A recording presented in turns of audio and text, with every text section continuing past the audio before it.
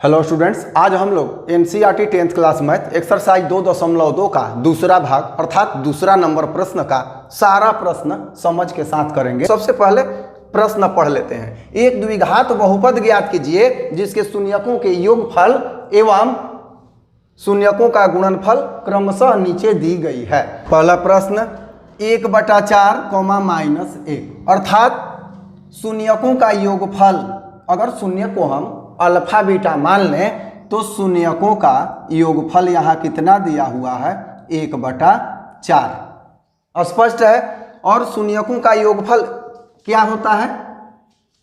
शून्यकों का योगफल होता है -b/a, ये होता है। ठीक है। अब शून्यकों का गुणनफल अल्फा इंटू बीटा बराबर -1 यहाँ दिया हुआ है।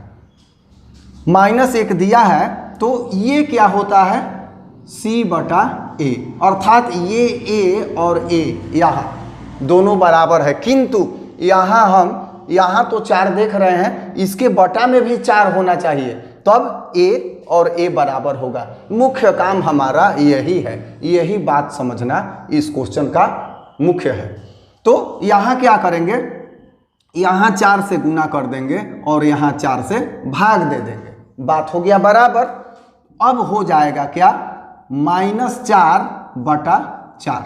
अब हम देख रहे हैं कि बटा में यहाँ भी 4 है, यहाँ भी 4 है, अर्थात a दोनों में सेम है। हमारा काम हो गया। थोड़ा सा यहाँ पर अब देखना है, यहाँ जो है b है माइनस में, b है माइनस में, तो इसके लिए हम क्या कर देंगे -1/4। देखिए यहाँ माइनस माइनस प्लस बटा 4 का 4 ज्यों कहते हैं। अब हमने ये क्यों किया, क्योंकि हम जानते हैं कि -x का गुणांक होता है यहाँ b, तो यहाँ माइनस दिखना हमें जरूरी है, किंतु यहाँ माइनस तो दिख नहीं रहा है, तो हमने एक माइनस कर लिया और एक और माइनस लगा लिया, तो ये माइनस माइनस हो गया यहाँ प्लस। अब बटा 4। इसके बाद हम a b c का चुनाव अब कर लेंगे, क्योंकि a हमारा इक्वल हो गया दोनों में, योगफल में भी गुणनफल में भी। तो a बराबर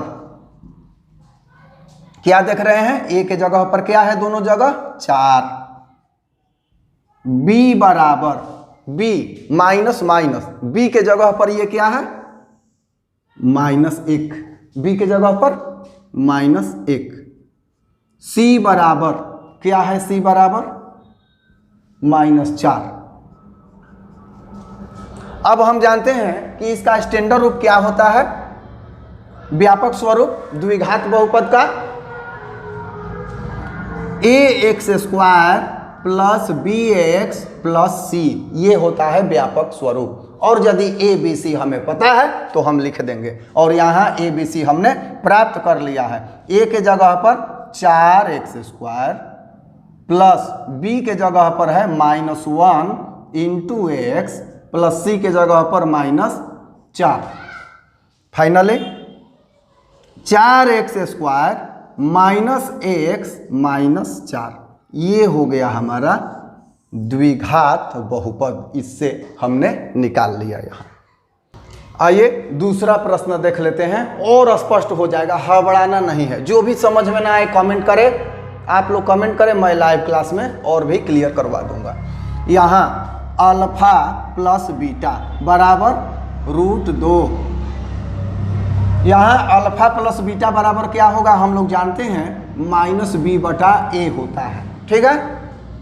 अल्फा इंटू बीटा बराबर 1/3। यहाँ हम लोग क्या जानते हैं c/a होता है।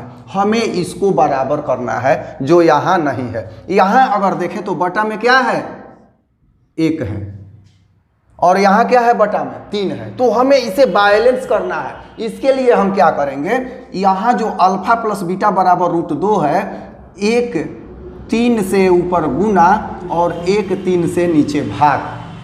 स्पष्ट है, बस काम हो गया।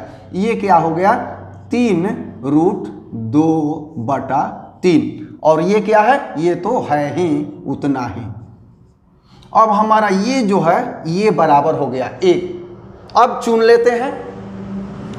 यहाँ थोड़ा सा और हम देखेंगे, एक सिंपल सीधी सी बात है, न प्लस करना है न माइनस करना है। आइए हम बताते हैं आगे क्या करना है।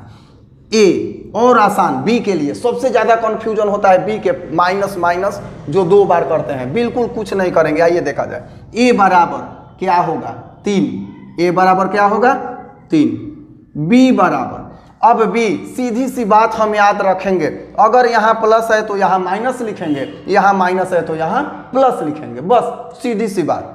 तो यहाँ क्या है अभी प्लस, तो लिखेंगे माइनस 3√2। क्यों? मैंने पहले क्वेश्चन में समझाया है कि 2 बार माइनस माइनस क्यों करेंगे, क्योंकि हम जानते हैं कि माइनस b अर्थात x का गुणांक होता है, इसलिए हमें 2 बार माइनस यहाँ करना पड़ेगा प्लस के केस में। लेकिन हम एक आसान सा ट्रिक याद रखेंगे, केवल b के लिए, ये प्लस है तो माइनस और माइनस है तो प्लस। c बराबर क्या होगा, यहाँ है c 1, बस हमारा काम हो गया। स्टैंडर्ड रूप क्या होता है, ax² plus bx plus c। a क्या है 3, x², b क्या है प्लस माइनस 3√2 इंटू x और c क्या है 1। तो ये हो जाएगा 3x² माइनस 3√2x प्लस 1। ये हो गया हमारा द्विघात बहुपद। आइए देखा जाए पांचवा प्रश्न। पांचवा प्रश्न है, यहाँ योगफल है अल्फा प्लस बीटा, शून्यकों का योगफल -1/4 और शून्यकों का योगफल क्या होता है -b/a। ठीक है, अल्फा इंटू बीटा, शून्यकों का गुणनफल क्या है 1/4, तो ये क्या होता है c/a। हमें a बराबर देखना है, तो यहाँ हम देख रहे हैं कि a तो पहले से ही ऑलरेडी बराबर है, ये 4 है और यहाँ भी 4 है, तो न हमें गुना करना है न हमें भाग देना है ऐसे केस में। अब देखा जाए, हम चुनाव करेंगे, a बराबर क्या, a बराबर क्या 4, b बराबर, अब ये है b तो b यहाँ से यहाँ है, b बराबर क्या होगा, यहाँ है -1 तो यहाँ क्या लिखेंगे प्लस। हमने समझा है दूसरा क्वेश्चन में, मैंने बतलाया है कि b अगर प्लस है तो माइनस, माइनस है तो प्लस, यहाँ है माइनस तो लिख देंगे +1। c बराबर 1, क्योंकि ये है c, तो c बराबर क्या है 1 है। द्विघात बहुपद का व्यापक स्वरूप ax² plus bx plus c। अब a है 4x² प्लस b है 1x, तो 1 तो लिखते नहीं हैं, केवल x और प्लस c है 1, तो ये हमारा हो गया इसका द्विघात बहुपद। आसान है, b पर ध्यान देना है और की पॉइंट यही याद रखना है कि b अगर माइनस है तो प्लस और प्लस है तो माइनस। देखिए यहाँ माइनस था तो हमने प्लस लिखा है और दूसरे नंबर प्रश्न में प्लस था तो माइनस किया है, और पहले में हमने ये बतलाया है कि क्यों ऐसा करेंगे, ये बतलाया है। तो इस तरह से अब आप दूसरा का प्रत्येक प्रश्न करने में सक्षम हो गए हैं।